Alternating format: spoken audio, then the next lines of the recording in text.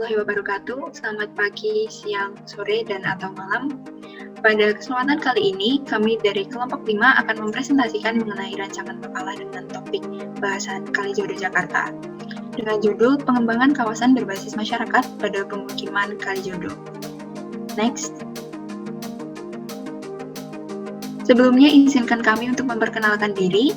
Saya Dinda Januarita Maharani dengan NIM 63210206022, ditemani dengan rekan-rekan saya. Saya Adelia Tiarapsari dengan NIM 632102060221 dan teman saya. Saya Sakira Sadia Normalinda dengan NIM 6321020602223.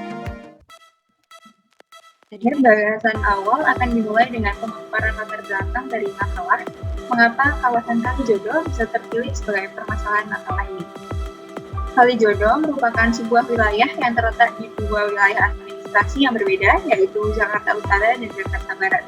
Kalijodo pada awalnya dipenuhi dengan bangunan liar dan bisnis prostitusi, padahal lahan tersebut seharusnya difungsikan untuk RPH Jakarta. Oleh karena itu, pemerintah Jakarta pada masa kepemimpinan Basuki Cahayapurnama membuat sebuah program untuk mengembalikan lahan yang dimanfaatkan secara tak bertanggung jawab oleh para Germo nakal kembali menjadi ruang terbuka hijau.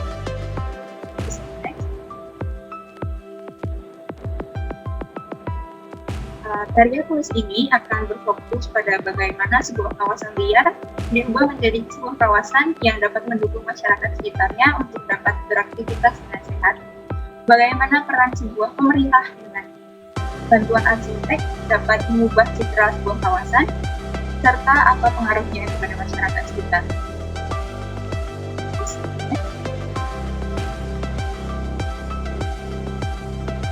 Selanjutnya ada tujuan makalah.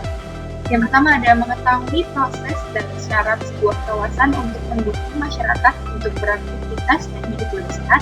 Yang kedua ada mengetahui peran pemerintah dengan bantuan arsitek dalam proses pembentukan citra kawasan.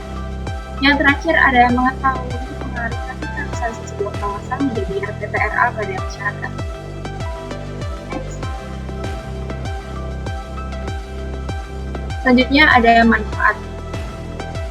Ada manfaat teoritis, yaitu sebagai referensi untuk mengembangkan kawasan berbasis masyarakat. Kedua, sebagai referensi untuk penelitian selanjutnya mengenai pengembangan kawasan berbasis masyarakat. Yang terakhir ada sebagai referensi pendidikan, terutama dalam bidang arsitektural. Ada juga manfaat praktis, yaitu hasil penelitian diharapkan dapat memberikan informasi kepada masyarakat dan wisatawan mengenai wilayah Kalijodo dan RPTRA Kalijodo.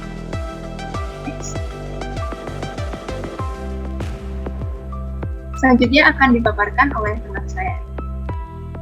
Baik, selanjutnya saya akan memaparkan mengenai tinjauan pustaka. Yang pertama ada pembangunan berbasis masyarakat. Secara sederhana diartikan sebagai pembangunan yang mengacu kepada kebutuhan masyarakat, direncanakan dan dilaksanakan oleh masyarakat dengan memanfaatkan potensi sumber daya yang dapat diakses oleh masyarakat setempat. Menurut Aprilia pada tahun 2014. Kemudian yang kedua ada ruang terbuka hijau atau RTH.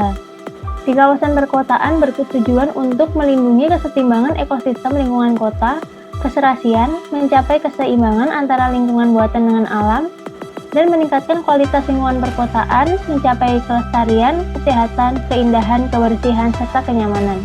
Menurut Jessica dan Triana pada tahun 2022. Selanjutnya revitalisasi. Revitalisasi dapat diartikan menghidupkan kembali suatu kawasan yang sudah mati, meningkatkan kawasan yang sudah hidup, dan menyuntikkan sesuatu yang baru.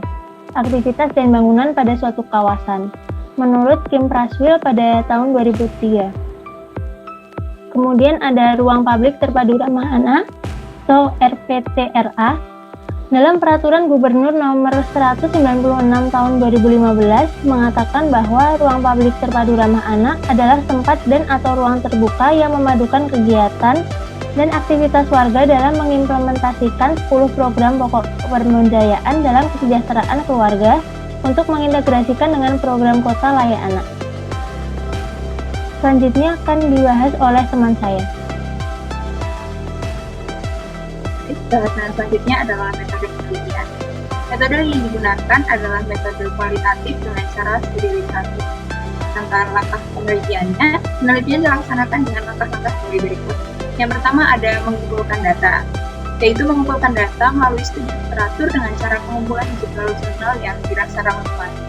Yang kedua ada mereduksi data, yang dilakukan dengan memilah informasi dan data-data yang telah terkumpul untuk kemudian dikerucutkan dalam bentuk yang lebih kecil. Yang ketiga ada penyajian data. Pada proses ini, data yang telah dikumpulkan dan direduksi akan disajikan ulang dalam bentuk kumpulan informasi dan deskriptif dan naratif. Yang keempat ada penarikan kesimpulan yang dilakukan dengan penarikan kesimpulan data yang telah disajikan dan verifikasi data lebih lanjut sehingga dapat ditemukan penyelesaian. Baik, bisa di next.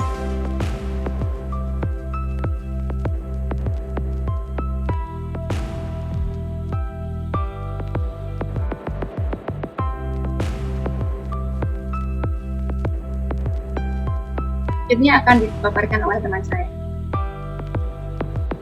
Selanjutnya adalah pembahasan. Yang pertama, pembahasan dari Kalijodo itu sendiri. Kalijodo merupakan suatu daerah yang terletak di daerah khusus Ibu Kota Jakarta dengan memiliki 2 wilayah administrasi. Tepatnya berada di Jalan Kepanduan 2, Kelurahan Angke, daerah Kecamatan Tambora, Jakarta Barat, dan Kelurahan Pejagalan, Kecamatan Pejaringan, Jakarta Utara. Nama Kalijodo sendiri pada awalnya bermula dari pedagang-pedagang keturunan Tionghoa yang datang ke bataran sungai Kali Angke untuk melakukan tradisi pehcun, yaitu bernyanyi dan berpantun di atas perahu-perahu yang telah dihias.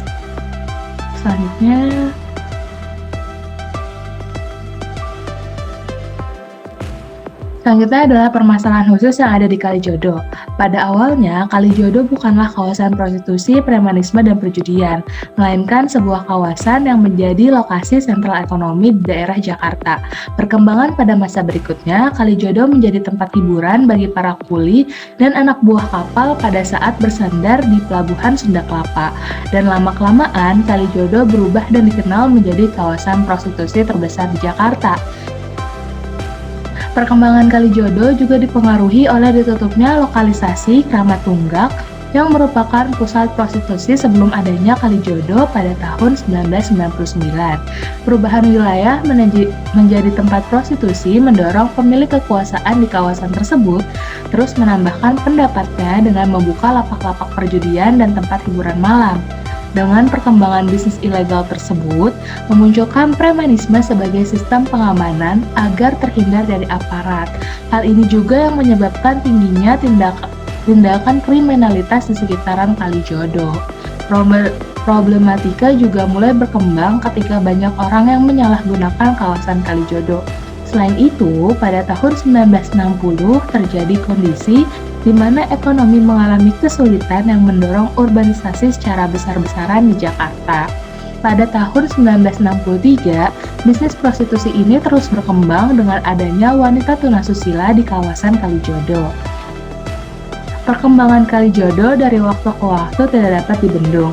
Protes dan problematika kembali dibicarakan ketika terjadi kecelakaan di Jalan Daan Mogot, Jakarta Barat pada tanggal 8 Februari 2016.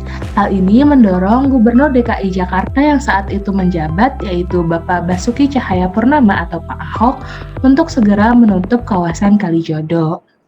Selanjutnya, berdasarkan pemaparan kondisi yang ada di Kalijodo serta permasalahan-permasalahannya, dapat disimpulkan bahwa permasalahan utama atau permasalahan khas yang ada di Kalijodo itu ada 5. Yang pertama, kondisi ekonomi mengalami kesulitan di tahun 1960 yang mendorong urbanisasi besar-besaran ke Jakarta, terutama ke kawasan Kalijodo, yang menyebabkan banyaknya bangunan-bangunan liar di kawasan Kalijodo. Yang kedua, ditutupnya lokalisasi Kramat Tunggak yang merupakan salah satu pusat prostitusi terbesar sebelum adanya Kalijodo pada tahun 1999. Yang ketiga, tahun 1963 mulai berkembang bisnis prostitusi dengan adanya wanita tunasusila di kawasan Kalijodo. Yang keempat, berubah menjadi kawasan prostitusi terbesar di Jakarta Dan yang kelima atau yang terakhir, perkembangan bisnis ilegal seperti lapak-lapak perjudian yang memunculkan premanisme sebagai sistem pengamanan dari aparat dan menyebabkan tingginya tindak kriminalitas di sekitaran Kalijodo. Selanjutnya,